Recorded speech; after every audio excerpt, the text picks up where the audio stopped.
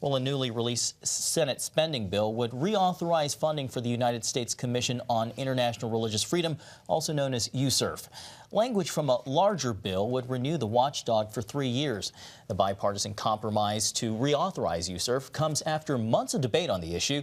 A spokeswoman for Senator Marco Rubio says the move is, quote, vital for continuing to advance religious freedom worldwide. Well, Tony Perkins is the chair of USCIRF and president of the Family Research Council, and he joins us now for more. Tony, good to see you. Thanks for joining us. Good afternoon. Good to be with you. So, Tony, there's been some back and forth between lawmakers over the commission's reauthorization. Tell us about the negotiation process here.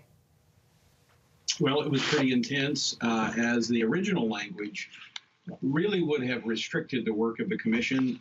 We saw that as really unworkable. Putting a lot of our operating procedures into the statute and adding additional ones that really limited the effectiveness of the commissioners by restraining their ability to speak. We were able to negotiate a much better reauthorization measure, in large part because of Senator Rubio's staff working on it, also Senator Manchin's staff on the Democratic side. So it was a bipartisan effort. We finally got to where I think we need to be. Not 100% happy with the outcome, but it's workable, which will allow the commission to go forward and continue to do its vital work in promoting religious freedom internationally. Tony, for those people who aren't as familiar with the work of USCIRF, explain how the commission is fighting for religious freedom worldwide. Really good question. The commission is made up of 9 members. It's a bipartisan commission. We're nominated by Republicans and Democrats, and it's surprising, but it's probably the one commission, the one entity in Washington, D.C. that truly is bipartisan. As commissioners, we all get along. It's a great group of men and women who are focused strictly on the issue of international religious freedom.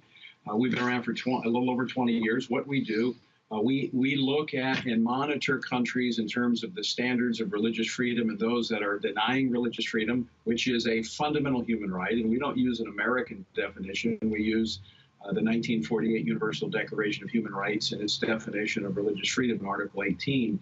And what we do is we report to the president, we report to the Secretary of State and to Congress, making recommendations on what we can do as a country in our foreign policy, using sanctions and other tools that we have to promote religious liberty abroad. And I'll have to say, under this administration, we are certainly making some progress.